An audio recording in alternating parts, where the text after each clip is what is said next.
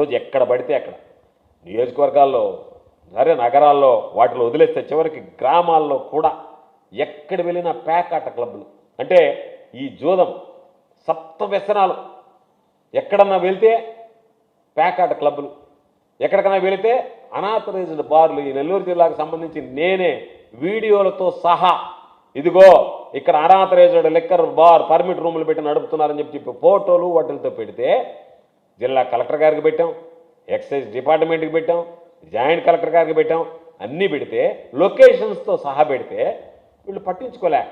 వీళ్ళు పట్టించుకోకపోవడంతో పాటు వాళ్ళు ఎవరైతే తీశారని ఈ మధ్య సీసీ కెమెరాలు పెట్టి ఎవరిక్కడ తిరుగుతున్నారని చెప్పి పాపం వాళ్ళని తీసుకొచ్చి వాళ్ళ మీద దాడులు జరిగి వాళ్ళని చంపబోయినా కూడా దిక్కు లేనటువంటి పరిస్థితి ఏర్పడింది. అంటే మాఫియా ఏ స్థాయిలో ఉందనేటువంటి దానికి ఈరోజు ఒకటి ఏ పని జరగాలన్నా నువ్వు గతంలో లేదు, నీకు పాస్బుక్ కావాలంటే ఎకరాకు 10,000 రూపాయలు లంచం ఇవ్వాలి, లేకపోతే జరగదు.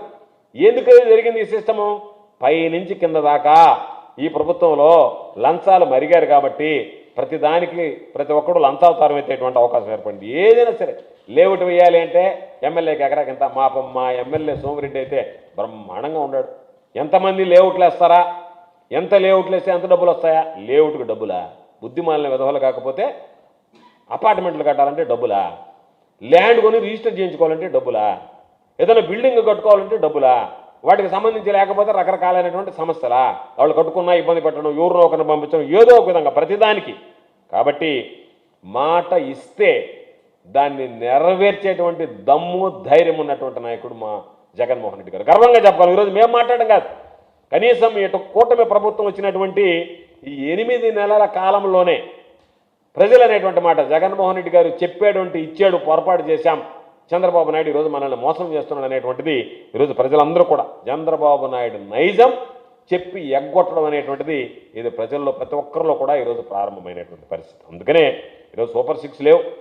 సూపర్ 6కి దాదాపుగా చంద్రబాబు నాయుడు గారు ఒకరోజు చెప్పాడు, బటన్ నొక్కితే ఏమైనా ఓట్లు పడ్డాయని. మీ ఎన్నికలకు ముందేమో మీరు నీకు 15,000, నీకు 15,000, నీకు 15,000, నీకు 18,000, నీకు 18,000, నీకు 18,000 అని చెప్పి ఓదరగొట్టి ఈరోజు మీరు అధికారంలోకి వచ్చిన తర్వాత రకరకాలుగా నీకు ఆ మాత్రం ఎకనమిస్ట్, నీకు ఆ మాత్రం అవగాహన లేదా?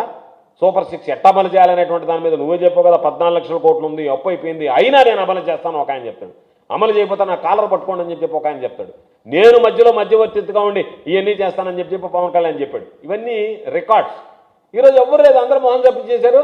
చంద్రబాబు నాయుడు చెప్పినవి ఈకపోగా ఈయనటువంటి వాటిని విన్నంగా ఈరోజు వాటన్నిటికీ మీద కూడా రకరకాలైనటువంటి పనులు, రకరకాలైనటువంటి భారం, అదనపు భారం మోపి వాటన్నిటిని కూడా ఈరోజు ఇబ్బంది పడేటువంటి పరిస్థితి ఏర్పడింది. కాబట్టి చంద్రబాబు నాయుడు మాత్రం సింపుల్ దోచుకో, పంచుకో, తినుకో అనేటువంటి విధంలో ఉన్నాడు తప్ప ప్రజలకు మనం ఇచ్చినటువంటి హామీలు నెరవేర్చాలనేటువంటిది లేదు. అందుకనే సంక్షేమ పథకాలు నిల్ బాబు పరిపాలనలో స్కాములు ఫుల్ అన్నట్టుగా తయారైపోయింది. ఏది చూసినా సరే స్కాములకు దారి తీయడం, ఏ విధంగా నాకు అదనంగా లాభం నాకు వ్యక్తిగతంగా వస్తుందనేటువంటి తప్ప రాష్ట్ర ప్రజల గురించి ఆలోచన చేసేటువంటి పరిస్థితులు లేడు. దానిలో భాగంగా ఈరోజు ఎక్కడ ఒక్క హామీ కూడా దోపిడీలో మాత్రం తగ్గడం లేదు, హామీలకు మాత్రం నోచుకునేటువంటి పరిస్థితి కనిపించడం లేదు. కాబట్టి ఈరోజు ప్రజల్లో ఉండేటువంటి తీవ్ర వ్యతిరేకత ఖచ్చితంగా వైఎస్ఆర్ కాంగ్రెస్ పార్టీ ప్రతి విషయంలో కూడా ప్రజలకు సంబంధించి చంద్రబాబు నాయుడు ఇచ్చి హామీలను ఎగ్గొట్టడంలో కానీ, అదనపు భారం మోపడంలో కానీ, ప్రజలను వంచడంలో కానీ, మోసగించి తను లాభపడడంలో కానీ అన్ని రకాలైనటువంటి వాళ్ళ మీద ప్రజలకి ఈ సమాజానికి జరిగేటువంటి నష్టం మీద ఖచ్చితంగా వైఎస్ఆర్ కాంగ్రెస్ పార్టీ ఈ దోపిడీకి, బాబు పరిపాలనలో జరుగుతున్నటువంటి దోపిడీకి అడ్డుకట్ట వేయడానికి మేము అందరం కూడా ఖచ్చితంగా ప్రయత్నం చేస్తాం. ఎన్నికలకు ముందు చంద్రబాబు ఇచ్చినటువంటి హామీలు అన్నీ కూడా నెరవేర్చేంత వరకు కూడా వైఎస్ఆర్ కాంగ్రెస్ పార్టీ ఊరుకునేటువంటి ప్రసక్తి ఉండదు. ప్రజాక్షేత్రంలో నిలదీస్తాం. మీ అందరి ముందు కూడా మిమ్మల్ని నిలదీసి చంద్రబాబుని నువ్వు ఏ విధంగానైనా సరే ప్రజలకు ఇచ్చినటువంటి సూపర్ 6తో పాటు అనేక రకాలైనటువంటి 50 సంవత్సరాల తర్వాత నువ్వు బీసీలకు ఇస్తానన్నటువంటి పెన్షన్ల దగ్గర నుంచి పాపం అనుకుంటున్నాడు నేనేదో చెప్పాను నాకు మతిమరుపు కాబట్టి ప్రజలకు కూడా నాలాగే మతిమరుపు ఉంటుంది, మర్చిపోతాను అనుకుంటున్నావేమో. మేమందరం ఉన్నాం. మేము చంద్రబాబుకి, కూటమి పెద్దలకు అందరికీ గుర్తు చేస్తూనే ఉంటాం. చంద్రబాబు ఇచ్చినటువంటి అన్ని హామీలు, ఆ హామీలన్నీ అమలయ్యేటువంటి విధంగా ఖచ్చితంగా చర్యలు తీసుకుంటాం తప్ప ఎక్కడా కూడా చంద్రబాబుని విడిచిపెట్టేది ఉండదు. కాబట్టి ఈరోజు మరొక స్కామ్కి, లిక్కర్ స్కామ్కి చంద్రబాబు నాయుడు తెరదీశాడు.